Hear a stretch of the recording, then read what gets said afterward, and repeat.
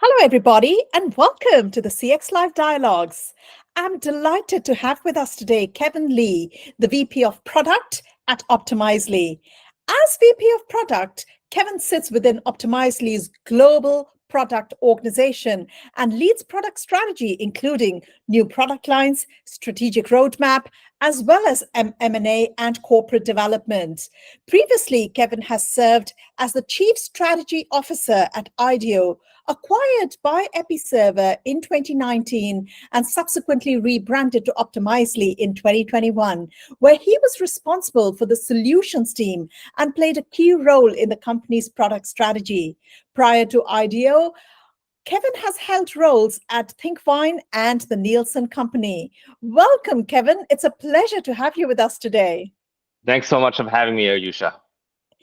Now, clearly, Kevin, as companies integrate diverse data sources and systems to create a unified and seamless digital experience that enhances customer satisfaction and loyalty, and obviously, as companies transition to the digital experience-based customer contact, what are the best practices for creating a seamless multi-channel and omni-channel customer service strategy that meets the evolving customer expectations?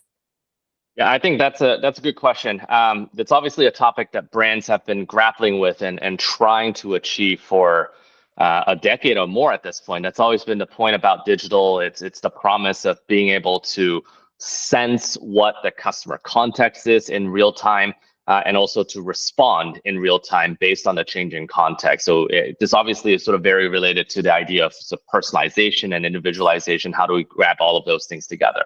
I would say sort of best practices wise, for companies, very practically, the first thing to think about is your identity strategy. How do you recognize the same customer across multiple devices, across different sessions, and so on and so forth? And so as an example, we offer customers a data management platform capability to really think about customer profiles and how to do identity stitching and aggregate that into one.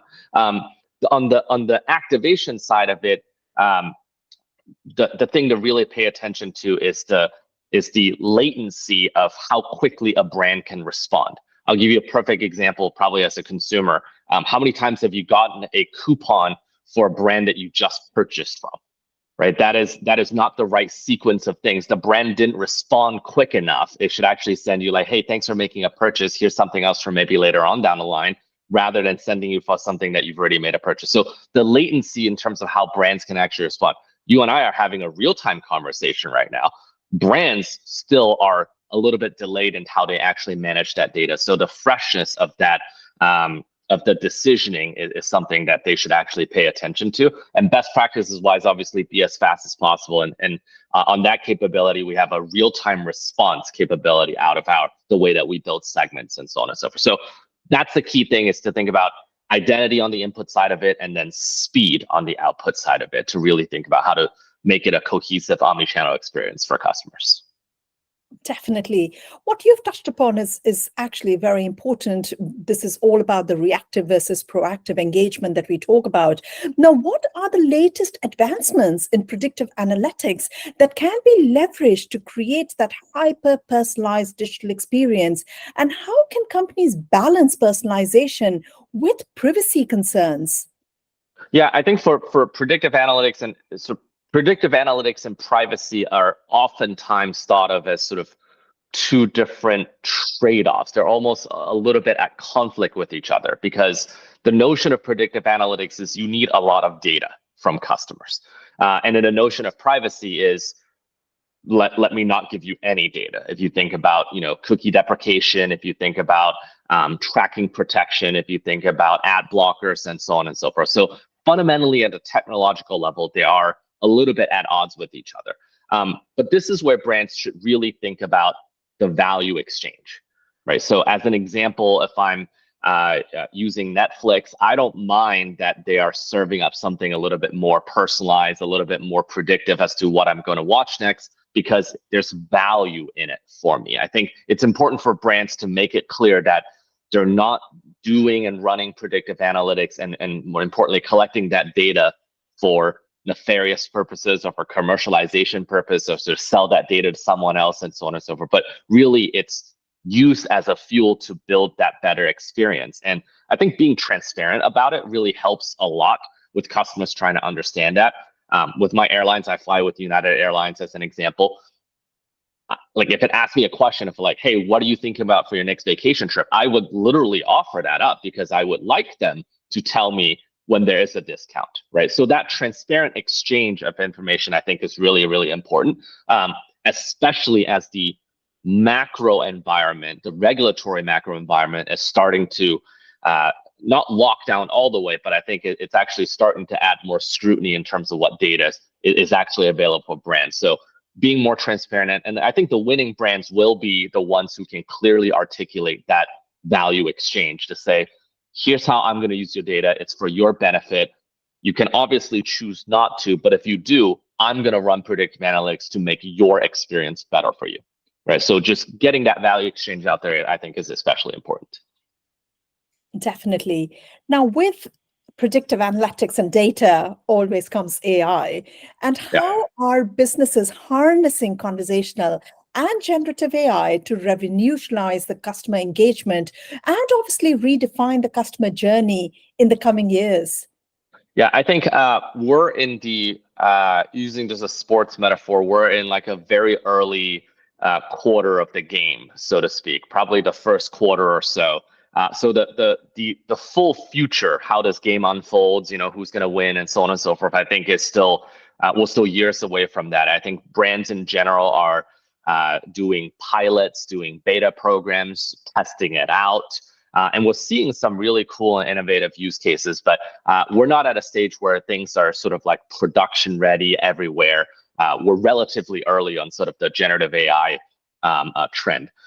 The important, like what we've seen so far sort of take off for practitioners, it's using generative AI to sort of solve the blank page problem. Can I ideate? Can I collaborate? Can I get some feedback? Can I have in engineering, there's this concept of a rubber duck, which is you put a yellow rubber duck to converse and you just literally pitch your idea out loud, and you hearing yourself pitch helps you optimize. So generative AI is sort of there. You can ideate and collaborate with a AI co-pilot for that matter. The other area is sort of content creation. We also see some innovations there in terms of, you would think of how a brand engages customers, whether it's a billboard, whether it's an email, whether it's a social headline, it's content, right? It's text with images. That's where generative AI can really help.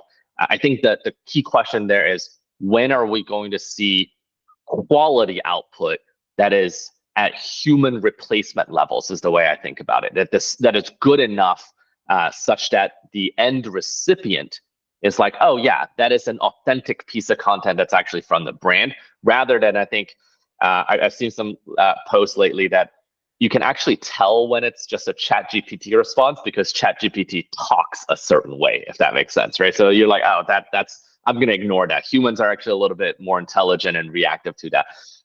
The last piece of it is really the using AI and generative AI to sort of really think about how to surface insights. So I think brands have been collecting data for decades now, right? We've like destroyed data silos for the better part of 10 years, and now we have all the data in one place, but no individual human being really understands the underlying schemas of a company's data, of a data lake. No one can really understand and go into and access all of these things. So the extraction of useful information is still super, super hard. You have large companies who have teams of hundreds of data analysts whose jobs is to do SQL database joins, to do something, and you need armies of people to set up Tableau dashboards and so on and so forth. That's still very, very complicated. So I think that last piece is really how can generative AI and AI to surface useful insights, right? Flag anomalies, proactively tell you specific things. So I think that's on the marketer side of it. On the conversational piece, it applies to, I think, both the marketers. So in that, can I just ask a question rather than go dig in dashboards, right? Show me where my drop-offs are. Oh, it's on my shopping cart. Okay, cool. I should probably do something. But also to the customers itself. So I think especially for financial services, insurance, companies with large call centers, they are absolutely investing in conversational agents, because it's obviously worth it. If you can reduce one physical call to the call center by a chatbot on the website, that's saving tangible dollars and cents there. So I think that's the other piece of it. So it's a super exciting time to be sort of in this, CX DX space. Just can't wait to see what's next to come. Definitely. Thank you so much, Kevin. It's been a pleasure to have you join us today. And we obviously look forward to meeting you and the Optimizely team at the Digital Experience Live show in Dubai in September. Awesome. Thank you so much. Thank you for having me. Thank you. You take care until then. Bye for now.